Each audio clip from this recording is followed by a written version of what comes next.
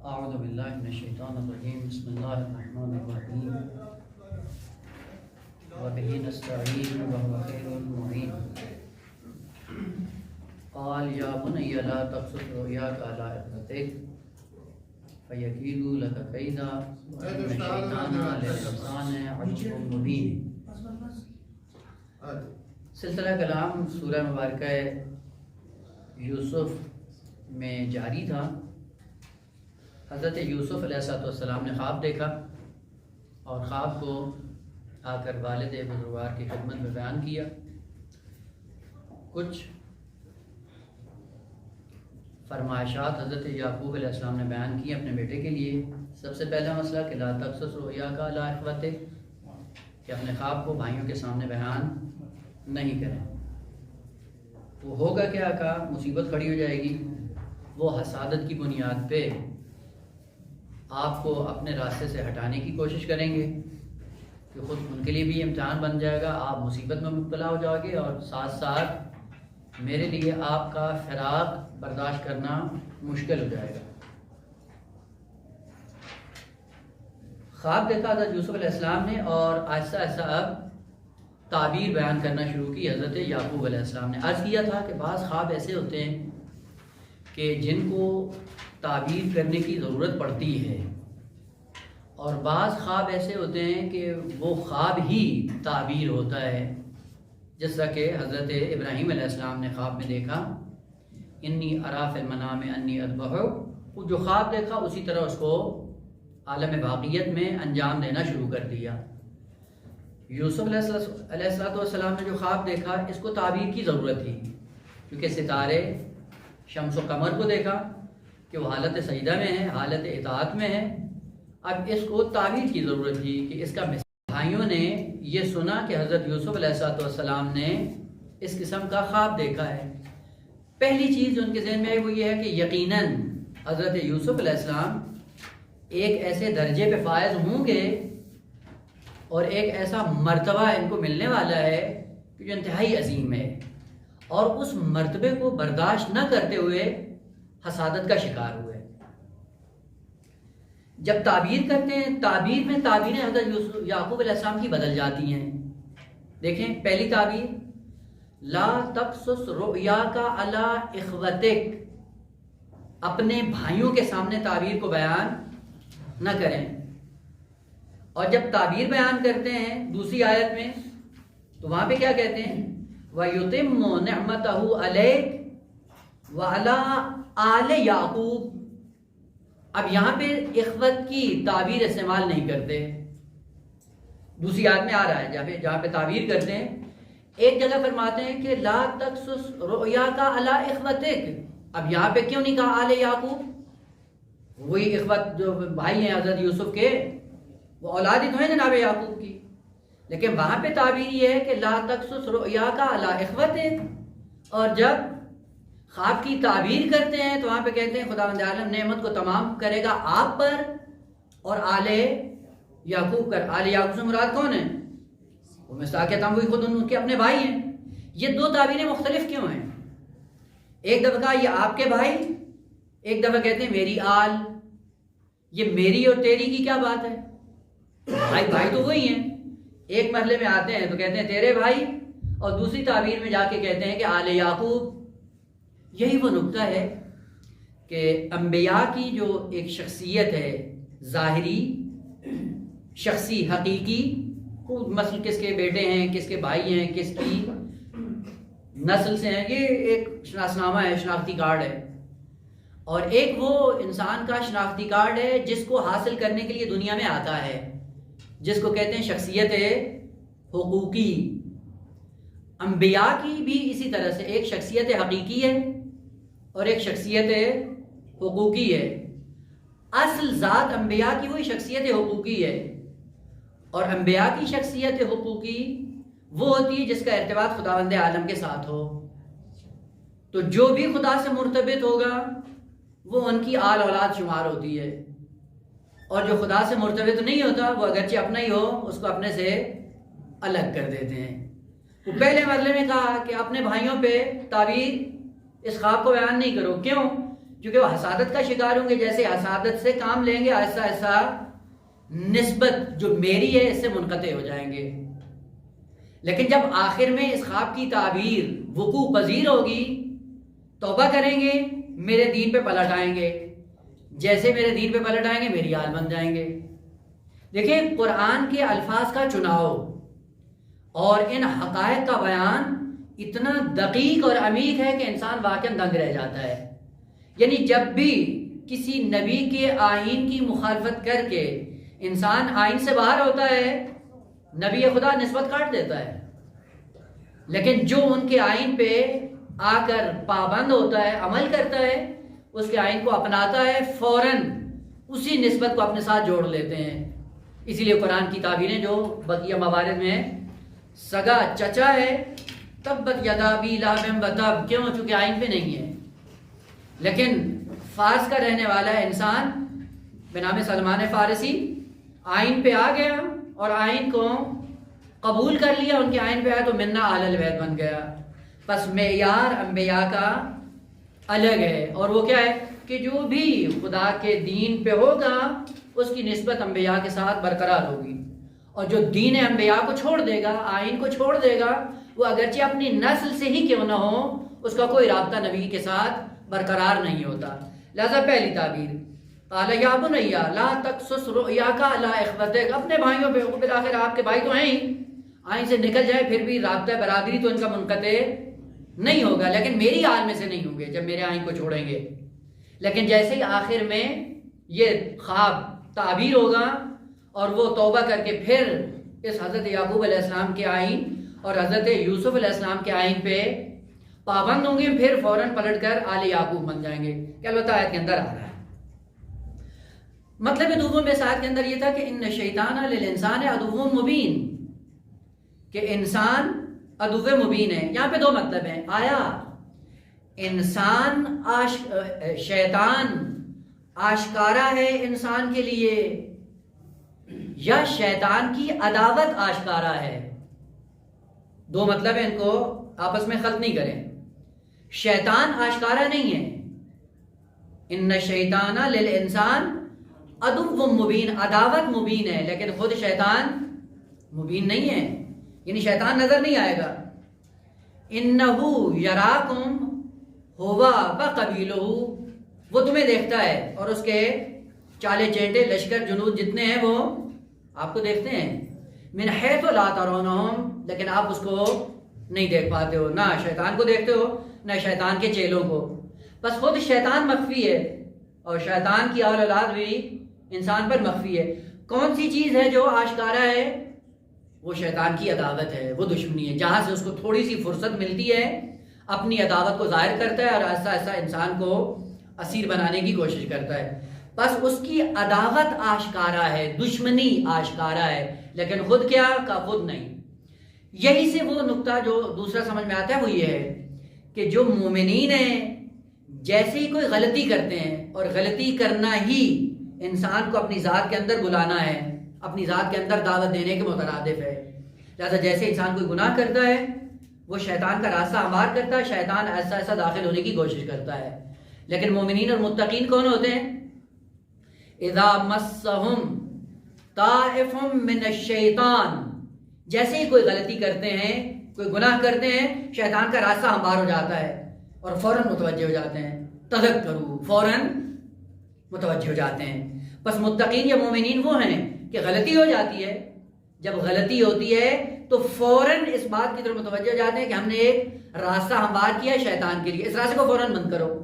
اور فوراً بند کیسے کرتے ہیں؟ توبہ کر لیتے ہیں. جیسے ہی توبہ کرتے ہیں شیطان کا راستہ بند ہو جاتا ہے, مسلط نہیں ہو سکتا ہے. بس عداوت شیطان کی آشکارا ہے, لیکن خود شیطان آشکارا نہیں ہے, نظر نہیں آتا ہے. اس کی پلاننگ ہے, اس کا مکر ہے, فریب ہے, ہیلا ہے, جو ایسا ایسا انسان کو مصیبت میں لا کھڑا کر دیتا ہے, اور وہ مصیبت بڑھتی بڑھتی نہ جانے کہاں تک چلی جاتی ہے. اور ہوتا یہی ہے کہ وہ چھوٹا سا راستہ جب اس کو ملتا ہے, اسی چھوٹے سے راستے سے وہ الا ماشاء اللہ وہ عداوتیں کہاں تک چلی جاتی ہیں. اب جا کر دیکھیں, چھوٹی سی بات ہوتی ہے, چھوٹی سی بات سے اختلاف شروع ہوتا ہے, اور وہ اختلاف بڑھتا بڑھتا بڑھتا کہاں تک جاتا ہے؟ نسل کشی تک, خاندانوں کی لڑائیوں تک جا کے منتہی ہو جاتا ہے. لیکن اگر یہی ایمان کی حالت میں، تقوی کی حالت میں اس غلطی کی طرف متوجہ ہو جاتے تو یہ راستہ وہیں پہ بند ہو جاتا. بس مومنین اور متقین کی علامت یہ ہے کہ جیسے ہی کوئی غلطی کرتے ہیں، غلطی کرنے سے ان کو توجہ ہو جاتی ہے کہ اب شیطان کا راستہ ہموار ہونے جا رہا ہے. شیطان جیسے ہی ورود کرے گا، نتیجہ کیا کرے گا؟ آہستہ آہستہ اس چھوٹی سی غلطی کو بڑا کرتے کرتے وہ ایک بہت بڑی موزل اور بہت بڑی مشکل کھڑی کر دے گا. اسی لیے اس نے اعلان کیا ہے قرآن کے اندر، خداوند عالم کو مخاطب کرتے ہوئے کہا کہ میں اس انسان کی وجہ سے رسوا ہوا ہوں، ملعون بنا ہوں، تو کروں گا کیا؟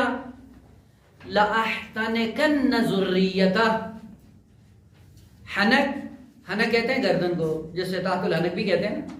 امامہ پہنے تو نماز کے وقت مستحب ہے کہ تحت الحنک نکال کر نماز کے فریضے کو انجام دیں. البتہ یہ خود فقہی مسئلہ ہے، یہ سوچنے والا ہے. البتہ فقہی احکام ایسے نہیں ہیں جو الی یوم القیامہ ہوں، حالات کے زمانے کے اعتبار سے احکام بدلتے رہتے ہیں.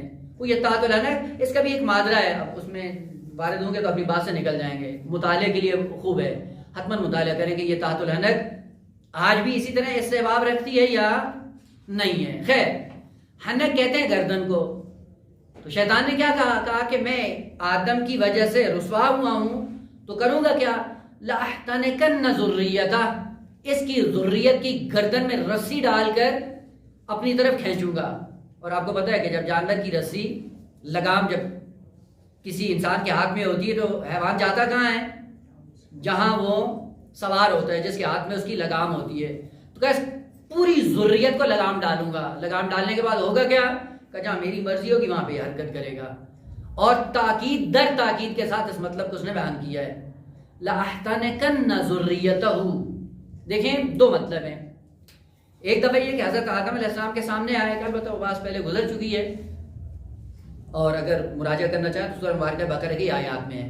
مثلا جب بہشت سے نکالنا چاہا تو کیا کہا؟ بہت زیادہ ہیلے حربے استعمال کرنے کے بعد کیا کہتا ہے؟ وَقَاسَمَاهُمَا. قسم کھائی حضرت آدم اور حوا کے سامنے، اِنِّي لَكُمَا لَمِنَ النَّاصِحِينَ.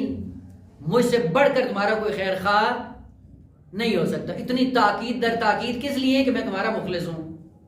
وہ جن کے ساتھ مخلص بنا، قسمیں کھائیں، تاکید در تاکید کی، اور ان کے ساتھ کیا کیا؟ وہ بہشت سے اٹھا کے زمین پہ پھینک دیا. جن کے ساتھ یہ مخلص، ان کے ساتھ یہ کرتا ہے. اور جس ذریہ کے بارے میں یہ قسم کھا رہا ہے کہ میں ان کی گردن میں رسی ڈال کے کھینچوں گا، ان کے ساتھ یہ کیا کرے گا؟ جہاں پہ خیر خواہ بنتا ہے تو اتنی مصیبتیں کھڑی کرتا ہے، تو جہاں پہ عداوت کو آشکارا کرتا ہے وہاں پہ کیا کرے گا؟ لَأَحْتَنِكَنَّ ذُرِّيَّتَهُ. خوب تحت الحنک ڈال کر اس کو میں کھینچوں گا.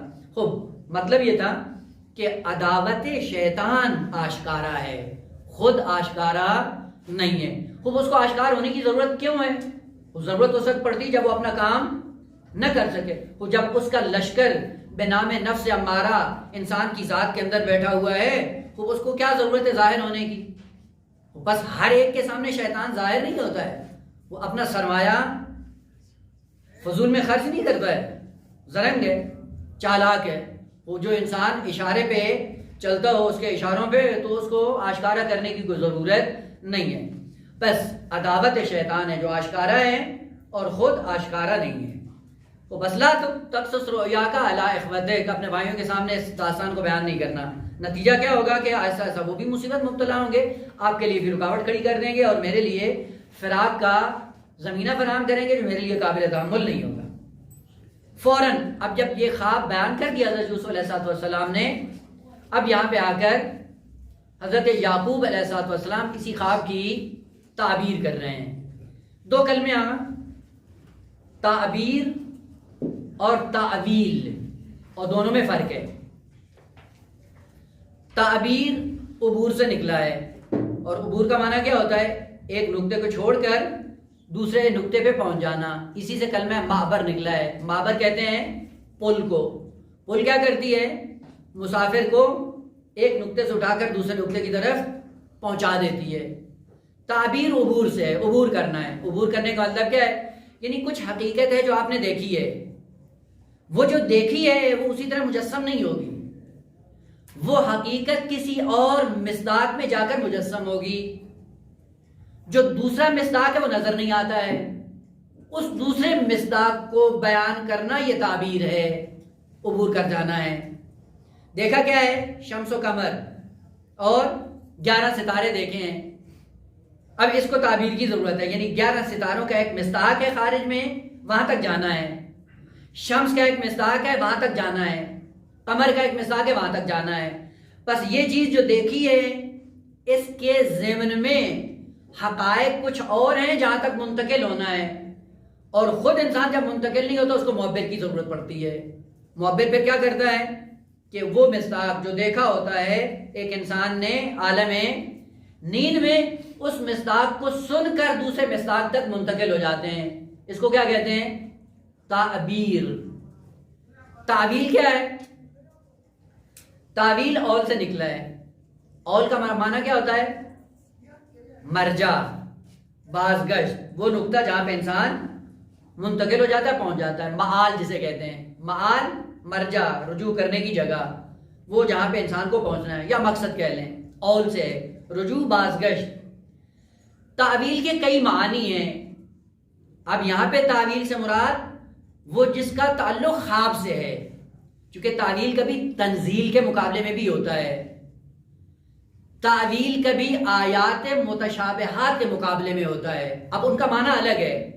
ابھی یہاں پہ تعویل کا معنی کس کے مقابلے میں ہے؟ تعبیر اور خواب کے مقابلے میں، ویلا جب تعویل تنزیل کے مقابلے میں اس کا معنی کچھ اور ہے۔ مثلا حدیث ہے نا پیغمبر اسلام کی کہ میں نے تنزیل پہ جہاد کیا ہے، اور امیر المومنین کو خطاب کیا آپ تعویل پر جہاد کریں گے۔ یہاں پہ تعویل تنزیل کے مقابلے میں ہے، یہاں پہ معنی الگ ہے۔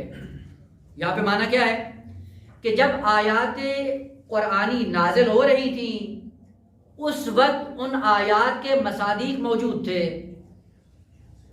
وہ مصادیق جو عند النزول موجود تھے، اور انہی مصادیق کے ساتھ جو رسول اللہ کا پالا پڑا تھا، ان مصادیق کو مصادیق تنزیلی کہا جاتا ہے۔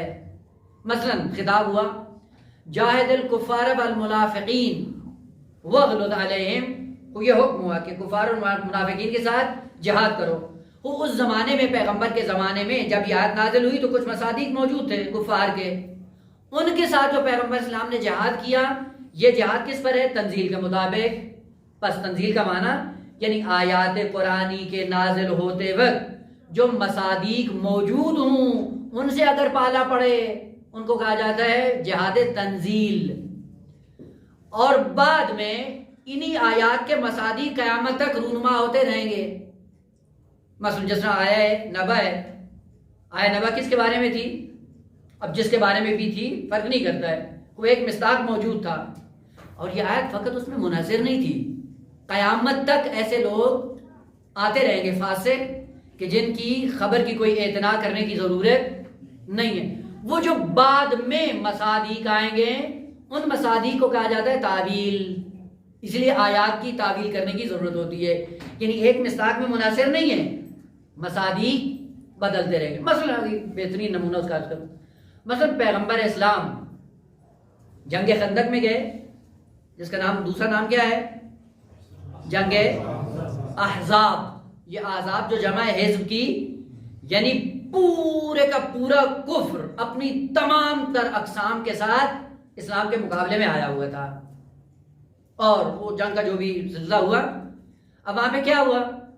تو ایک آدمی آگے بڑھ کر پورے احزاب کا نمائندہ بن کر سامنے آتا ہے، سامنے آ کر للکارتا ہے اور خطاب کیا کرتا ہے کہ تم میں کوئی ایسا نہیں ہے جو جنت کا مشتاق بیٹھا ہو؟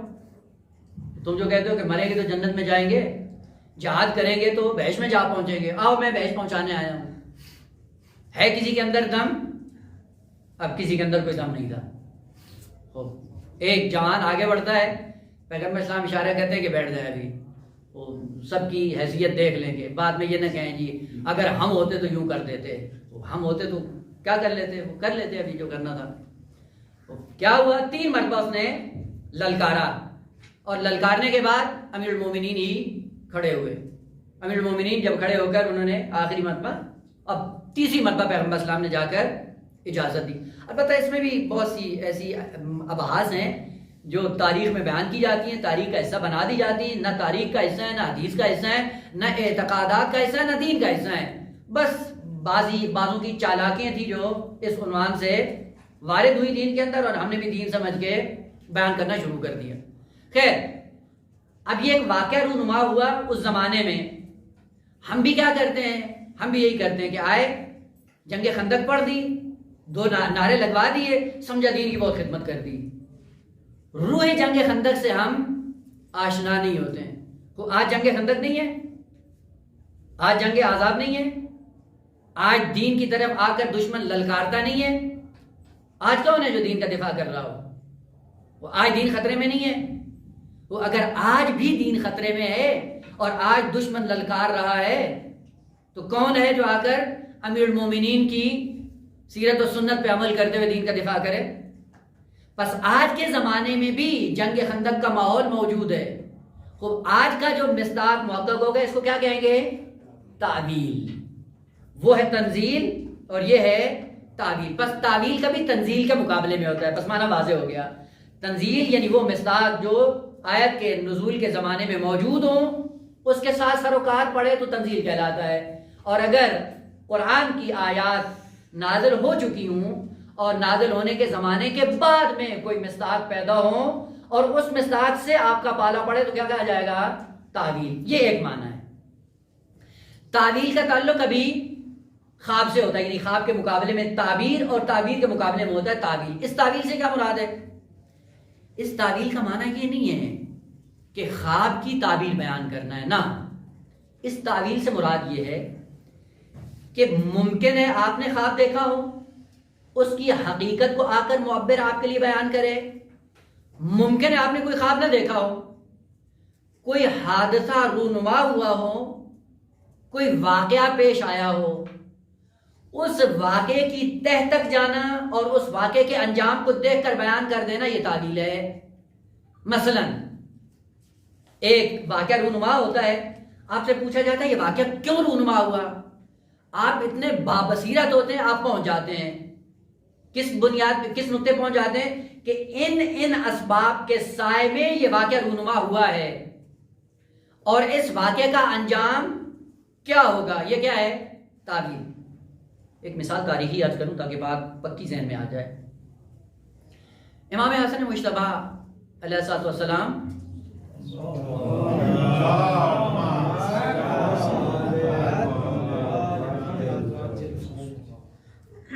اپنی شہادت سے پہلے وصیت کی، اور وصیت میں یہ لکھا ہوا تھا، اور اپنے جتنے بھی تھے ساتھ میں اقربا ان کو وصیت کر کے گئے کہ میرے جنازے کو جب لے کے جاؤ گے اور اگر کوئی تیر برسائے تو ان کا جواب نہیں دینا. حکم دیا وصیت کے طور پہ کہ اگر کوئی تیر برسائے، تیر اندازی کرے تو اس کا جواب نہیں دینا. خب یہ ایک حکم دے دیا اور بعد میں وصیت مفصل لکھ دی. اور اس وصیت کے اندر امام مجتبی نے یہ ذکر کیا تھا کہ کوئی خاتون آ کر یہ کام کرے گی اپنی عداوت یا حماقت کے نتیجے میں، اور حاکم شام اس سے سوء استفادہ کرے گا. سوء استفادہ کرتے ہوئے وہ اہل بیت کا قتل عام کرے گا. بس ایک واقعہ، اس کے علل بھی ذکر کر دیے اور اس کا انجام بھی بیان کر دیا. انجام بیان کرنے کے بعد کہا جو مصیبت اہل بیت پہ اس واقعے کے بعد آئے گی وہ یہ ہوگی. لہذا ان تمام تر خطرات سے محفوظ کرنے کے لیے تعویل کے طور پہ پہلے سارے واقعات کو بیان کر دیا. یہ خواب نہیں ہے. بس خواب کا تعلق کیا ہوتا ہے؟ کسی حادثے سے، کسی واقعے سے کہ وہ واقعہ کیوں رونما ہوا، علل پیچھے کیا تھی، بیان کر دیتا ہے. اور اس حادثے کا انجام کیا ہوگا اور اس انجام کو پہلے ذکر کر دینا، یہ بھی کیا ہے؟ تعویل. اب اس مقدمے کے بعد آیا ہے ظاہراً شیشوں میں وَكَذَلِكَ يَجْتَبِيكَ رَبُّكَ. وہ پہلی تعبیر خواب بیان کی حضرت یوسف علیہ السلام نے اور حضرت یعقوب علیہ السلام تعبیر کر رہے ہیں. کیا کہ جو آپ نے خواب دیکھا ہے اس کا نتیجہ کیا ہوگا؟ وَكَذَلِكَ خداوند عالم یقیناً اسی طرح يَجْتَبِيكَ رَبُّكَ آپ کو چن لے گا، آپ کا انتخاب کرے گا، یعنی آپ مجتبا بن جائیں گے. اجتبا جبایا سے، جابایا جبایا یا جبا جبایت مصدر ہے. جبایت کا معنی کیا ہوتا ہے؟ دو خصوصیات ہوتی ہیں اس جبایت کے اندر، یعنی مجتبی بننے کے لیے دو رکن اساسی ہیں جس سے اس میں فاعل بنتا ہے جابیتن، فاعلتن کے وزن پہ، جابن مذکر جابیتن مؤنث، جبا یجبی جبایتن، جابن جابیتن. جابیتن کی جمع ہے جواب، یہ شاید پہلے بھی بیان کیا ہو.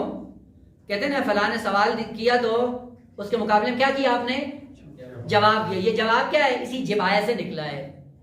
جبایت کا معنی ابھی عرض کروں تاکہ یہ بات واضح ہو جائے. جبایت کے تو اندر دو رکن ہوتے ہیں. پہلا یہ ہوتا ہے کہ سب سے پہلے ایک چیز کو بھرا جاتا ہے، بھرنے کے بعد انتخاب کیا جاتا ہے. مثلا آپ نے عرب مثلا حوض کا پانی، حوض خالی ہوتا ہے، حوض کو پہلے بھرتے ہیں. اس بھرنے کو کیا کہا جاتا ہے؟ رکن اول جبایت، یعنی پہلے اس کو بھرو. بھرنے کے بعد کیا ہے؟ اب جگ کی صورت میں، گلاس کی صورت میں، یا جتنی مقدار میں آپ اس حوض سے پھر پانی نکالتے ہیں، اس نکالنے کو بھی کیا کہا جاتا ہے؟ جبایت. بس جبایت کے اندر سب سے پہلے کیا ہوتا ہے؟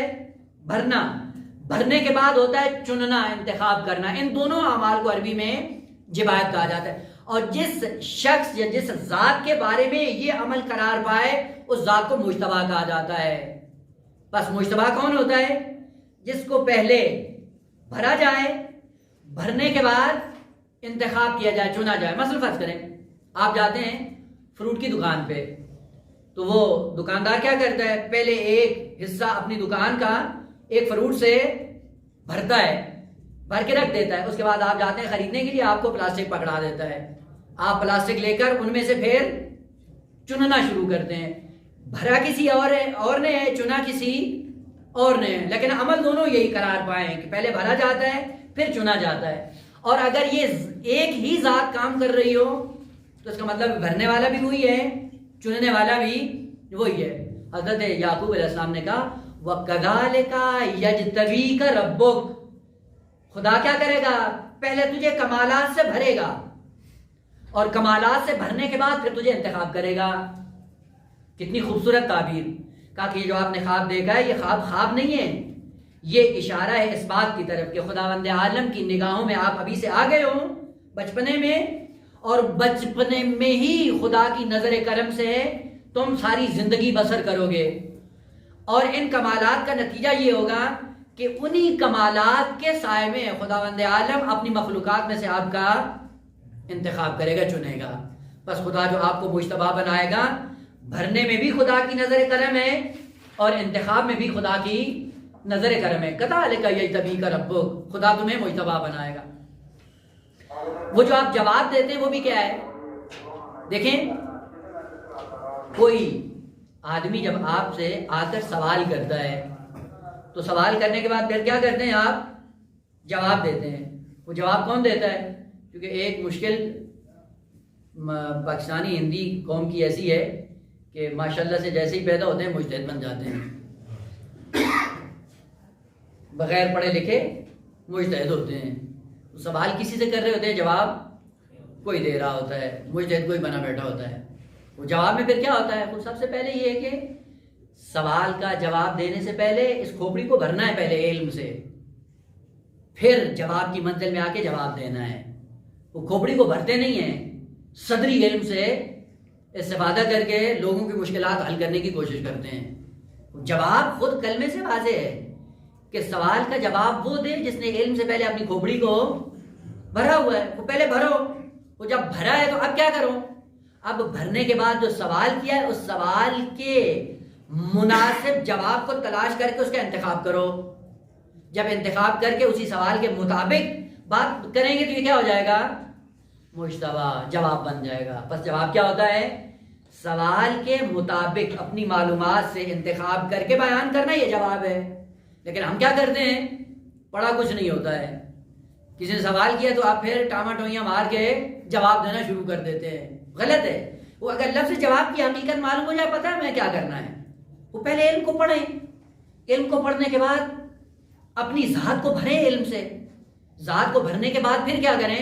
جب کوئی سوال آتا ہے تو اس سوال کی مناسبت سے اپنے علمی خزانے کے اندر حرکت کریں اور اس میں جو مناسب ہو اس سوال کے ساتھ علمی مطلب اس کو انتخاب کریں. انتخاب کرنے کے بعد سائل کو جواب دیں.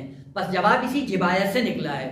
کذالک یجتبیک ربک، خدا تمہیں مجتبی بنائے گا. پہلی تعبیر دیکھیں، ایک خواب دیکھا ہے. تعبیر کے مسئلے میں آ کے حضرت یعقوب علیہ السلام جیسا معبر ہو تو وہ کیا کرتا ہے؟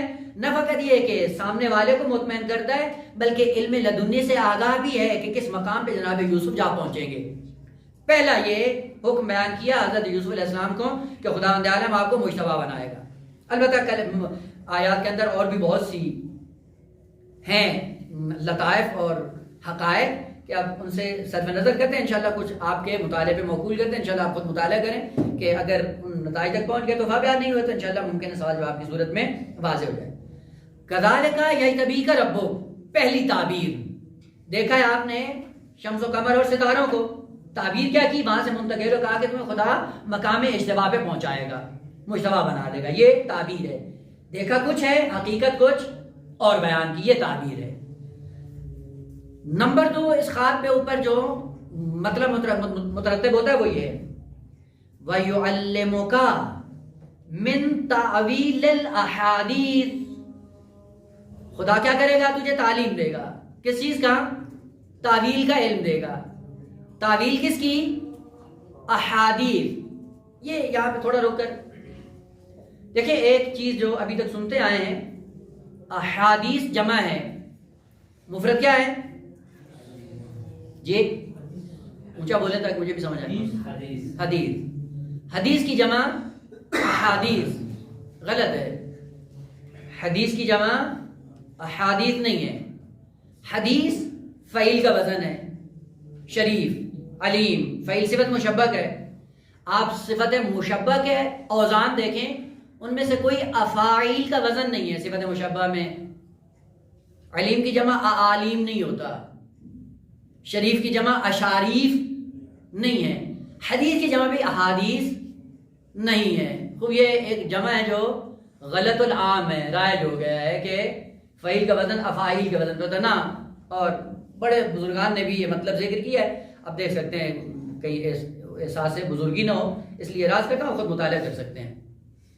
اور ضروری نہیں ہے کہ جتنے بھی فعال الفعول ہوں ہر بات ان کی صحیح ہو، کیونکہ کوئی معصوم تو نہیں ہے. اور علم ارتقاء کی منزل طے کر رہا ہے. وہ خداوند عالم نے جب سب سے کہا ہے کہ تدبر کرو قرآن میں، تو اس کا مطلب ہے کہ آپ تدبر کریں گے، آپ کو مطلب جدید ملے گا. اگر بزرگان ما سلف سے خدا نے کہا تم تدبر کرو تو تمہیں بھی کوئی نورانیت ملے گی. اس کا مطلب یہ ہے کہ ہر زمانے میں ہر شخص کو قرآن مخاطب ہے. اور جب ہر زمانے میں ہر شخص کو مخاطب ہے تو اس کا مطلب ہے کہ خدا نے جو آپ کو صلاحیت دی ہے، آپ اس کو گروہ کال لاتے ہوئے آپ قرآن کے مادر میں آئے، قرآن آپ کے لیے راستہ ہموار کرنا شروع کر دے گا. احادیث کا علم دے گا خدا، اور احادیث کا علم تعویل ہے، تعبیر نہیں ہے. خب بس سب سے پہلے حدیث کی جمع احادیث نہیں ہے. احادیث کس کی جمع ہے؟ کلمہ احدوثتن، احدوثہ کی جمع احادیث ہے. اسطورتن جمع کیا ہے؟ اساطیر. اکذوبتن اکاذیب. پس احدوثہ، اکذوبہ، اسطورہ اس کی جمع ہے احادیث، اساطیر، اکاذیب. اکاذیب کاذب کی جمع نہیں ہے، اور اسی طرح اساطیر سطیر کی جمع نہیں ہے بلکہ اسطورہ کی جمع ہے. احادیث حدیث کی جمع نہیں ہے، احدوثہ کی جمع ہے. احدوثہ کس کو کہتے ہیں؟ احدوثہ وہ واقعہ جو پہلی بار رونما ہوتا ہے، وہ واقعہ یا وہ حادثہ جو پہلی بار رونما ہو اس کو کہتے ہیں احدوثہ. کیوں کہتے ہیں؟ کیونکہ حدیث کا معنی بھی جدید ہے، نئی چیز. احدوثہ یعنی وہ واقعہ جو پہلی بار رونما ہوتا ہے اس کو عربی میں احدوثہ کہتے ہیں. اور اس کی جمع کیا ہے؟ احادیث. اب معنی کیا ہوگا؟ یعنی وہ واقعات جو پہلی بار رونما ہوتے ہیں ان کی تعویل کا علم خداوند عالم آپ کو عطا کرے گا. اور وہ احادیث کیا ہیں؟ وہ واقعات کیا ہیں؟ وہ خواب نہیں ہیں بلکہ آپ کی بیداری میں ایسے واقعات رونما ہوتے ہیں جو پہلی بار اولین بار رونما ہوتے ہیں، اور ان واقعات کے پیچھے کیا ہوتا ہے کسی کو پتہ نہیں ہوتا. پھر کیا ہوتا ہے؟ ان کے پیچھے اسباب ہوتے ہیں. ان اسباب سے انسان کو آگہی کی ضرورت ہے. ان اسباب تک جو پہنچ جائے وہ علم تعویل کا حامل ہوتا ہے. پھر ایک تاریخی نمونہ عرض کر دوں تاکہ یہ بات فوراً ذہن نشین ہو جائے. حضرت امیر المومنین صلوات اللہ وسلام علیہ کی جب شہادت ہوتی، ضربت لگتی ہے،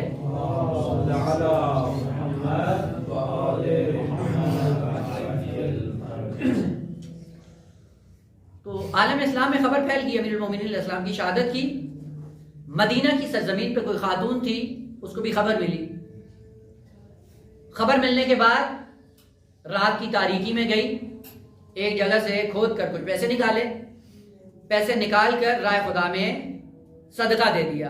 رات کی تاریکی میں کیونکہ زمین کھود رہی تھی تو چھری یا چاقو جو تھا وہ ہاتھ پہ لگ گیا، ہاتھ اچھا خاصا زخمی ہو گیا. زخمی ہونے کے بعد وہ پٹی باندھ کے گھوم رہی تھی. امام مجتبیٰ علیہ السلام آئے اور انہوں نے کہا کہ محترمہ یہ پٹی کس بات کی ہے؟ یہ حادثہ، یہ واقعہ رونما ہوا، یہ پٹی جو آپ نے باندھی کیوں؟ کیونکہ حادثہ رونما ہے، اور وہ حادثہ کیا تھا کہ ایک چھری لگی ہے. چھری لگنے کے بعد زخمی ہوا اور اس ہاتھ کو پٹی سے باندھ دیا گیا. کہا یہ کیا ہے؟ ٹال مٹول کرنے لگی. وہاں پہ امام مجتبیٰ علیہ السلام نے فرمایا کہ یہ واقعہ در حقیقت کیوں رونما ہوا ہے؟ وہ اس لیے تھا کہ اس نے منت مانی ہوئی تھی کہ جب بھی مجھے خبر ملے گی امیر المومنین کے قتل کی تو میں اتنی مقدار میں یہ مال خدا کی راہ میں صدقہ دوں گی. اور اس کو زمین میں چھپایا ہوا تھا. اور جب خبر ملی رات کا عالم تھا تو اپنی نظر پہ عمل کرنے کے لیے رات کو اٹھی اور زمین کھود کر اب وہ پیسہ نکال رہی تھی. جیسے ہی پیسہ نکالتی ہے چھری ہاتھ پہ لگتی ہے، ہاتھ زخمی ہو جاتا ہے، پٹی باندھ لیتی ہے. یہ واقعہ رونما ہوا. امام مجتبیٰ نے کیا کیا؟ پورے ماجرا کی حقیقت بیان کر دی کہ یہ حادثہ کیوں رونما ہوا ہے، اس کے پیچھے علل کیا تھے، اسباب کیا تھے، اور انجام کیا تھا. انجام میں بیان کر دیا کہ دشمنی امیر المومنین اس حد تک راسخ ہو چکی تھی کہ منتظر تھی کہ کب امیر المومنین قتل ہوتے ہیں. بس ایک ہی واقعہ جس کے علل اور اسباب بھی تھے اور انجام اور نتیجہ بھی تھا، اور دونوں سے امام مجتبیٰ نے پردہ اٹھا دیا. یہ کیا ہے؟ تعویل احادیث. یعنی ایک حادثہ رونما ہوتا ہے، اس حادثے کے علل و اسباب کی طرف بھی وہ شخص جاتا ہے، ان کو بیان کرتا ہے، اور اس واقعے کے انجام کو بھی بیان کر دیتا ہے. اسے کیا کہتے ہیں؟ تعویل احادیث.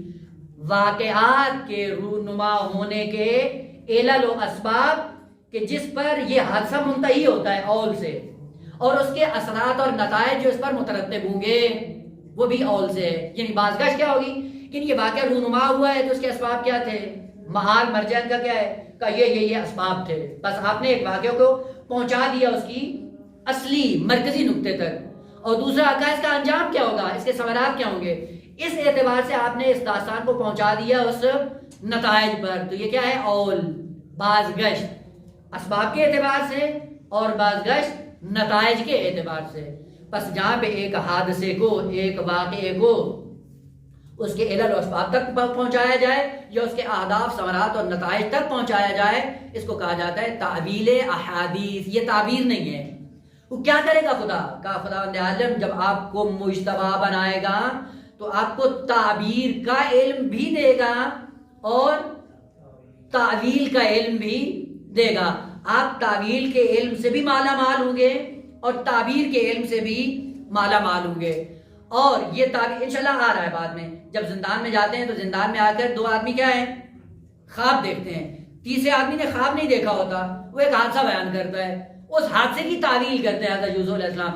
بعد میں کہتے ہیں میں نے تو خواب نہیں دیکھا. حضرت یوسف نے کہا دیکھا یا نہیں دیکھا مجھے اس سے کوئی مطلب نہیں ہے. ایک حادثہ تو نے بیان کیا ہے، اس حادثہ کے اسباب یہ ہیں، علل یہ ہیں، نتائج یہ ہیں، تو نتیجہ کیا ہوگا؟ جو میں نے کہہ دیا وہی ہوگا.